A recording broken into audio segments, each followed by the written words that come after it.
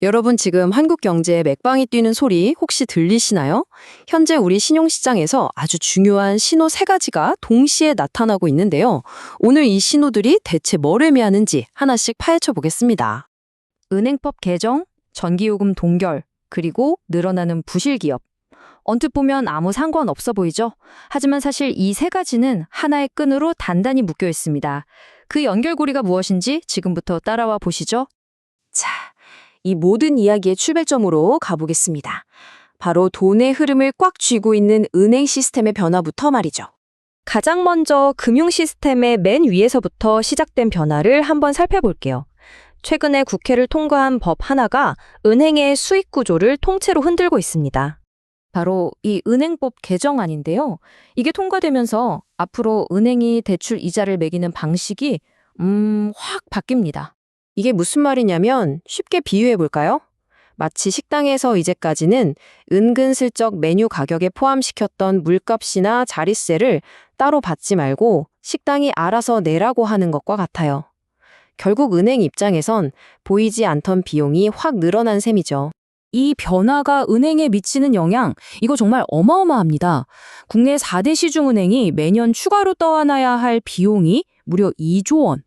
이건 그냥 숫자가 아니고요. 은행의 수익성에 매년 2조 원짜리 구멍이 뻥 뚫리는 거나 마찬가지입니다. 결국 이 부담, 돌고 돌아서 누구에게 올까요? 네, 바로 우리 같은 소비자에게 어떤 형태로든 돌아올 수 있다는 거죠. 보이지 않는 곳에서 대출 문턱이 더 높아지거나 다른 수수료가 슬쩍 오를 수 있다는 뜻입니다. 자, 이렇게 정부 정책이 기업의 숨통을 조이는 흐름은 비단 은행권만의 이야기가 아닙니다. 우리나라에서 아마 가장 큰 기업 중 하나일 텐데요. 바로 한국전력에서도 똑같은 일이 벌어지고 있습니다. 계속 오르는 물가를 접기 위해서 정부가 칼을 빼들었습니다. 바로 내년 1분기 전기요금을 일단 묶어두기로 결정한 겁니다.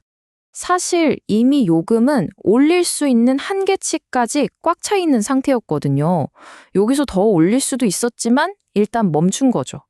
당장의 물가 안정을 위해서 폭탄 돌리기를 하는 셈입니다. 한전이 짊어진 이 어마어마한 적자는 결국 언젠가는 세금이든 아니면 나중에 훨씬 더 큰 폭의 요금 인상이든 우리 모두가 함께 해결해야 할 숙제가 되는 겁니다.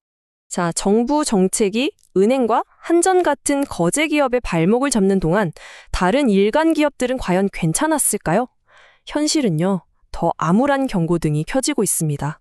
221, 이 숫자가 뭘 의미하는 걸까요? 금융감독원이 이 기업들 곧 쓰러질지도 모릅니다 하고 딱 찍은 바로 부실징후 기업의 숫자입니다. 자, 이 표를 보시면 정말 흥미로운 지점이 하나 있어요. 전체 숫자는 작년보다 조금 줄었죠. 그런데 정말 중요한 건 바로 이겁니다. 대기업 부실징후 기업 수는 작년에 11개였는데 올해는 17개로 오히려 훌쩍 늘었다는 사실이에요. 경제의 기둥인 대기업에서 위험 신호가 더 커지고 있다는 뜻이죠. 역시나 가장 큰 타격을 입은 곳은 바로 부동산 업계였습니다.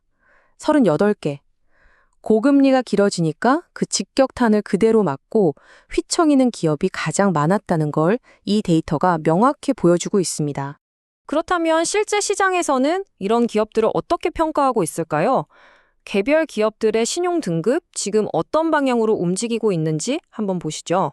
한 곳은 위기에서 벗어나는 모습을, 다른 한 곳은 새로운 불확실성에 직면한 모습, 아주 대조적이죠.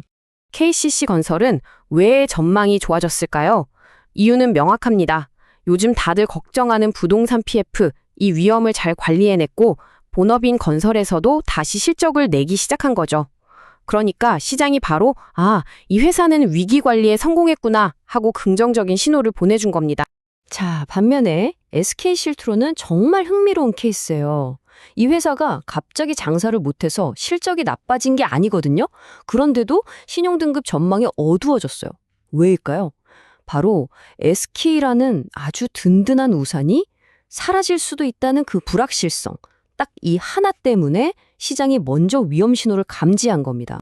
자, 그럼 이제 개별 기업 이야기에서 한 발짝 뒤로 물러나서 시장 전체의 돈은 지금 어디로 흐르고 있는지 한번 보겠습니다. 이럴 땐 채권 시장 데이터를 보면 답이 딱 나옵니다. 이게 지난주 일반 기업들의 자금 조달 상황인데요. 보세요. 마이너스 5,495억 원.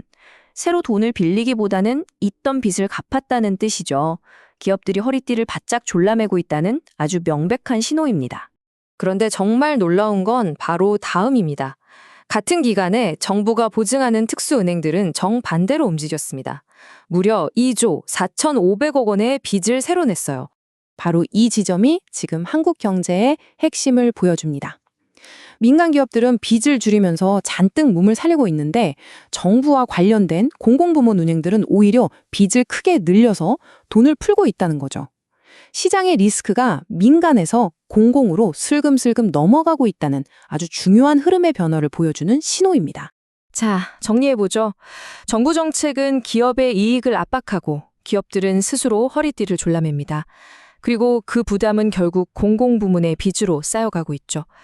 이 아슬아슬한 균형이 깨지는 순간 과연 가장 먼저 어디에서 위험 신호가 터져 나올까요? 저희는 다음 주에도 그 신호를 놓치지 않고 여러분께 전달해 드리겠습니다.